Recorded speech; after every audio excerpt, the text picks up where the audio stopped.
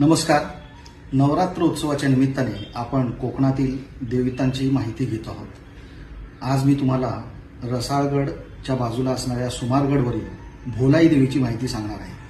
पहिल्या भागामध्ये मी आपल्याला सांगितले होते की रसाळगडावरती जी झोलाई देवी आहे तिची एक बहीण भोलाई देवी सुद्धा आहे आणि ही सुमारगडावर आहे.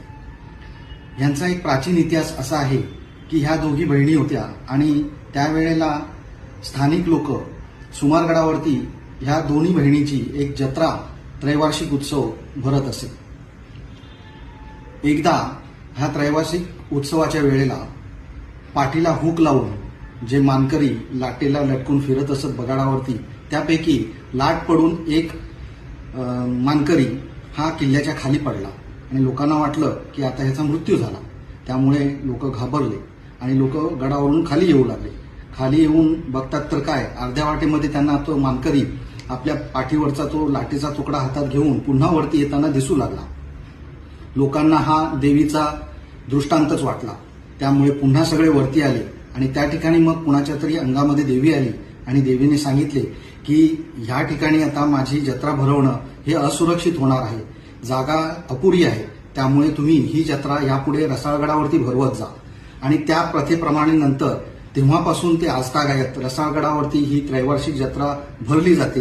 पूर्वी पाठीला हुक लावून जे मानकरी फिरायचे ते आज हुक न लावता फक्त प्रतिकात्मकरित्या त्या लाटेवरती फिरतात आणि मग ही जत्रा पारंपरिक उत्सवाच्या माध्यमातून तिथे पार पडते. अशी ही रसाळगडावरची झोलाई आणि भोलाई यांची मैत्री, त्यांचा भाऊ केदार आहे हेही मी तुम्हाला सांगितलं आहे. त्याचबरोबर ह्या भोलाईचे इतर गावांमध्ये सुद्धा मंदिरं आहेत. सुमारगडाच्या पायथ्याशी एक मालदे नावाचं गाव आहे, त्यानंतर कामिनी आहे आणि विहाळी आहे. ह्या तीनही गावांची ती देवता आहे. त्यामुळे त्या तीनही गावांमध्ये त्यांची मंदिरं आहेत. ह्या दोन्ही ज्या देवी आहेत, भोलाई देवी आणि रसाळगडची झोलाई देवी, ह्या मुळातल्या महिषासूर मर्दिनीच्या रूपामधल्या आहेत. आपण एक लक्षात घेतलं पाहिजे, कोकणामधल्या जर देवता आपण बघितल्या, देवी देवता जर आपण बघितल्या तर त्या 90% ह्या महिषासूर मर्दिनीच्या रूपातली आहेत.